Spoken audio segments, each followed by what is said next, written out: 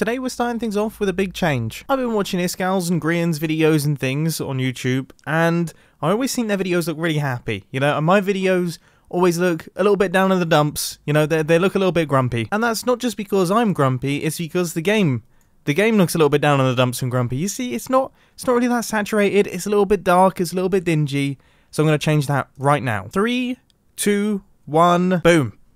It's a fairly subtle change, you know, it's not a massive change, but these are the internal shaders in Optifine. Now, I used to use these when I was using Optifine, and then I'm really lazy. You know, when Minecraft 1.16 came out, Optifine took a while to update, and then I never really ended up installing it, but I've installed it today, and I forget how lovely the game looks. I also forget how smooth the game plays when you've got Optifine installed.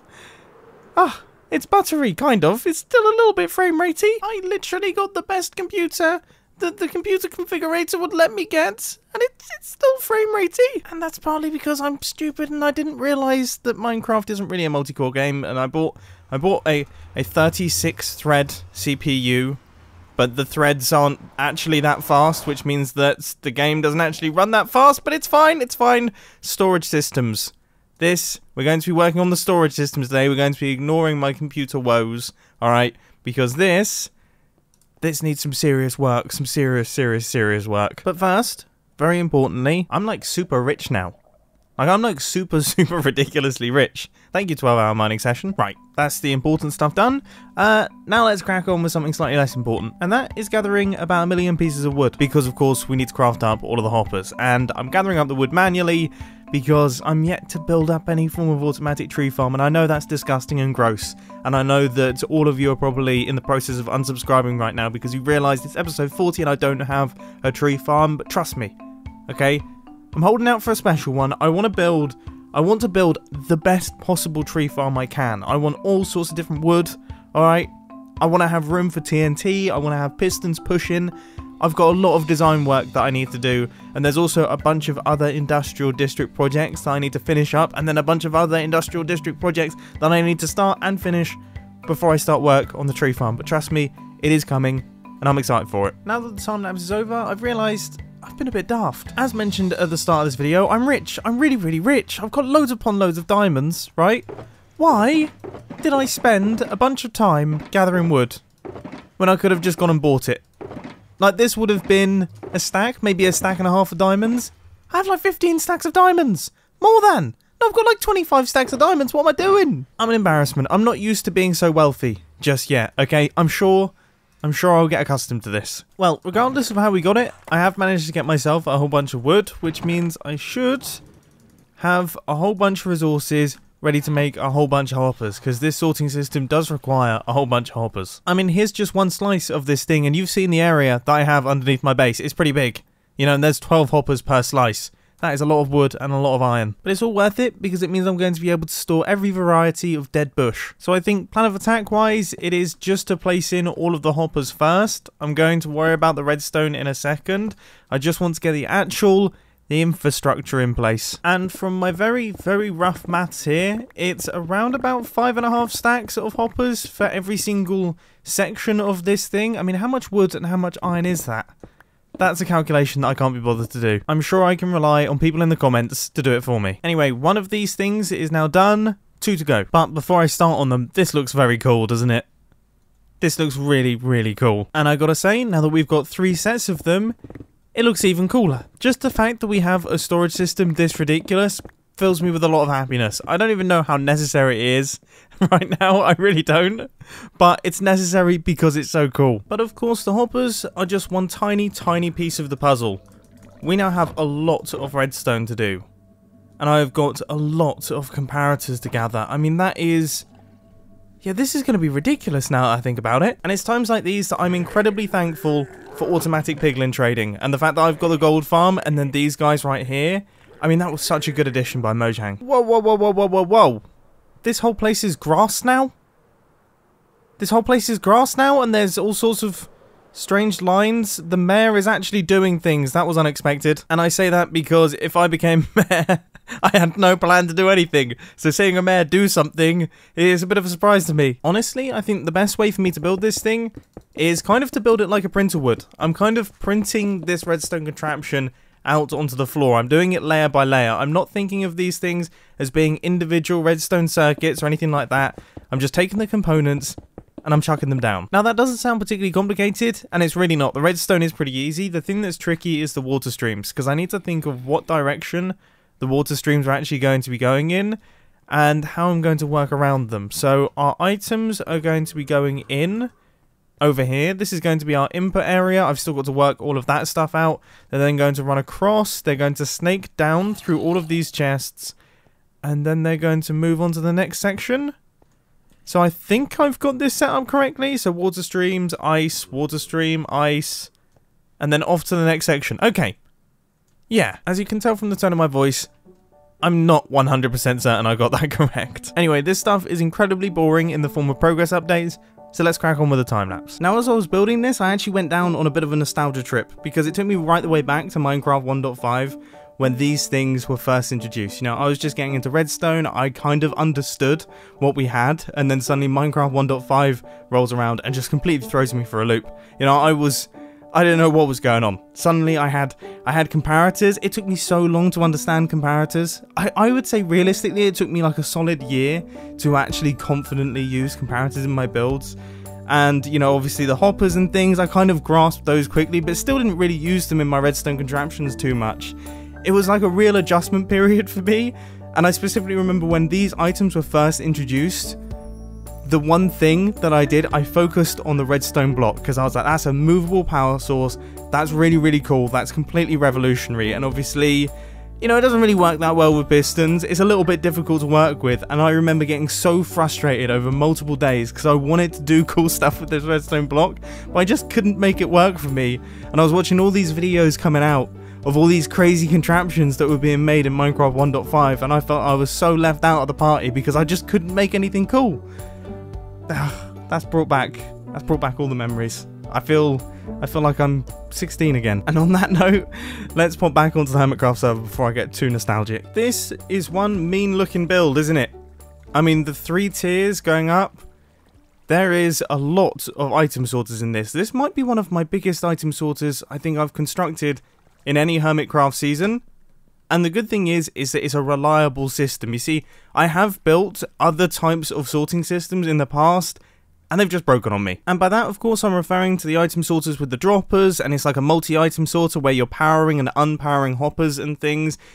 I did that in Hermitcraft Season 5, I think, and it was really unreliable, and I think it's to do with it going between chunk boundaries. So in this season, we are actually going to be having a multi-item sorter. That's going to be going in this area here, and I'm going to be using a slightly different design, and hopefully if I can keep it within one chunk, we shouldn't have those unreliability issues. But instead of using chests for the multi-item sorter, that actually is going to be for shulker boxes. So you know all the shulker boxes that I've got in my ender chest, I'll take all of those out of there, chuck them on the wall, items will then be sorted into them, any items that don't get sorted into them will end up inside this part of the storage system. And I'm also thinking maybe we have some extra bulk storage for all the things that I have lots of. I mean, seriously, clearly I just can't get enough storage right now. Right, let's move away from all things storage just for a little while. As I'm sure many of you remember, previously on top of my base, there used to be the chariot. The chariot used to be sitting up there, and on top of the chariot, there is an invitation placed asking if I want to go over to Grian's little area. And, you know, his mansion is very big. It's very, very impressive. I've kind of been a little bit scared, but then I saw B00 built something over there, and Grian pranked him. Okay, Grian pranked him, and he said that the first rule of this place is that everybody pranks each other. So I feel like I should just build a prank house. Like, I should just go straight in there, jump the gun, don't even wait around for Grian to come along and do anything to my house. I'm going to get him with my house. Now, that doesn't mean I'm going to build something horrendously ugly. No, the house is going to look completely normal, completely unsuspecting, but it's going to have a bit of a surprise within it. So I'm going to need all of my house building bits and then a little bit of redstone. And a horse. I need a horse. All will become clear in a second. Right, I am kitted out. I'm ready to go. I just have no clue where I'm going. Where is this place? I mean, knowing Grian, it's probably about 1,000,000 blocks away. Okay, there is his portal. Is it the end? Is it the end of this tunnel? I mean, How am I meant to know where I'm going? Where am I going? I think I'm on the right track. I'm using so many firework rockets, but this tunnel is so long. And I know that if I land, I won't be able to take off again. So I just need to keep going. Does this mean there's no rules? I mean, I could definitely use some clarification here. Anyway, we have arrived. This place looks pretty ridiculous. That is BOO's little house, which is very nice and nether themed. I think my house might go here. And mine's going to be like a very traditional Minecraft house. Except, as I'm constructing this thing, I think I've come up with an idea that is actually going to make it better. I think, yeah, I'm going to tear this thing down, or the very little that I've built of it so far, and I'm going to start again using slightly more nethery resources. And there is good reason for it, okay? It's more than just aesthetic. Grian! Grian! You have to be wet. Oh, gosh! Oh, that's... Oh, I feel partially responsible, but kind of not, because that's kind of his fault. Top tip, okay? Gas-proof all your gold farms. Right, my little house is now finished, and it's looking rather lovely. I think we can all agree if I just fly in here. Yes! Bumbo Party House. Volume must be 100%. Okay, I definitely need to dye these signs, because they're a little bit tricky to read. But that is incredibly important. You see, here's the plan. Okay, I'm going to make this house look like a party house. So those redstone lamps that you can see dotted around the edges, well, they are all going to be lighting up. It's going to be like a proper disco. And that is going to sell this concept of the volume needing to be 100%. Okay, so when Grian turns up to check out the inside of my house, he's going to have to crank his volume up to 100%. And then when he hits the button to open the door, Armor Stand jump scare device. Now, I've just done the redstone for it, and I think this should actually function. So if I've got my armor stand here, if I place that there, let's see. Oh, that is so spot on. That is exactly what I need. But it's definitely missing something, and that is the sound. You see, the problem is that it's scary. I mean, it would definitely catch you off guard if you didn't see it coming, but there needs to be something extra, which is where the horse comes in. Horses dying, horrible noise, and probably one of the worst noises in Minecraft. So I'm going to transport a horse all the way over here, and then as we open up the door, I'm going to have lava be dispensed, and it's going to die a horrible and painful death. But that's totally fine, because it's for entertainment, you know? Horses can die for entertainment, right? Somebody's going to take that out of context and get upset with me, aren't they? My lights have been activated, and the big question is it causing horrendous lag? No, it's not, but it just looks super cool. It just looks so cool. That is absolutely hilarious. Alright, that is fantastic. That is exactly what I wanted. So now I guess it's time to go out horse hunting. I've just gathered up a whole bunch of leads. Obviously, we probably don't need this many. This is a little bit overkill, but I do tend to be pretty bad at the game, so I thought I'd bring plenty of backups. Not good! Oh no, that's really not good. That's really not good, because I broke the portal. Oh dear. And my bed is where I was getting all the trees. Thank goodness. I actually deforested way closer to my builds than I thought. That's also not good, to be honest. Thankfully, the portal generated in exactly the same spot where I died, so I was able to pick up all my stuff. I was like 50-50 as to whether or not I was going to lose everything there, and if I had lost everything, I might have stopped playing for today. Anyway, after that slight little hiccup, we now have a new nether portal. I thought you could make them out of crying obsidian, but you can't. So now I've got a regular nether portal behind it. We've got a new nether portal up at the top here, and it is right next to a bunch of horses, which is incredibly handy. All of them have gone through. What happens now? Okay. Oh no, I've just thought. They're not going to fit through this hole, are they? No. What do I do? And to top it all off, we've lost a horse, which also isn't brilliant. Anyway, I think I've come up with an idea. It's to send the horses back through the nether portal, break the nether portal, and then send them back through the portal in the overworld, and hopefully they'll pop out in this one. Are you joking? So all the horses have just died in the portal. We're down to one horse. We've gone down to one horse. This tiny prank project, this tiny little house, has been the biggest nightmare of a project in the world. You're looking at my pants. Right, just take it real easy, sir. Take it real easy. Because if you die, I'll be very upset. I mean, I hate to say it, you are going to die. In fact, your goal is to die, but just not yet. You need to get into the correct place to die, sir. I actually did it. I can't believe I actually did it. Is the lava in place? Yes, it is. This thing should be good to go. The armor stand is in place with the scary face and a bunch of clothes on. We've got the horse in place, so that will make all the noise. There is no way for me to test this thing without it actually working. So I guess I'm just going to have faith in my redstone skills. That's mildly terrifying, to be frankly honest with you. But I can't possibly leave this place without saying this has been the biggest pain in the backside in the world. I mean, look at it. It's so tiny. Okay, look, it's so small. And yet, this has taken me a whole afternoon. I've spent a whole afternoon on this thing. I've just been back and forth. I've been driving myself up the bend, alright, and round the bend, and sideways through the bend, and potentially above the bend. I don't even know where the bend is anymore. I've been driven so round the bend that the bend has become straight, and now I'm in a different dimension where bends don't exist. Oh, and by the way, being driven around the bend is a British expression for being really, really frustrated. Just for anyone who doesn't know what I'm talking about. Which actually I imagine is most people, because what I was talking about just then didn't even make sense in Britain. Let's move on from that one then, and pop back over to our storage system area. So obviously we've got all of the sorters in place, but as mentioned earlier on, I want to make a shulker box sorting system. And also I've been thinking more and more about bulk storage of items. I mean, I have maybe 15 shulker boxes of stone up in that storage system there, and as you can see here, we have a lot more of the stuff. I feel like I would be really, really stupid if I didn't have some form of bulk storage. So let's get that sorted, because clearly I don't already have enough storage. I mean, clearly I'm running out. Now I'm going to build the framework of this thing out of stone bricks, but I'm not 100% certain that's going to be staying, because I asked you guys in the previous episode of Hermitcraft if this central area should be futuristic or if it should be ruined. And it was pretty unanimous. People were saying ruined. Okay, everybody kind of wants it to be ruined because it's inside the main tower. The main tower is ruined. It makes sense that this area is ruined as well.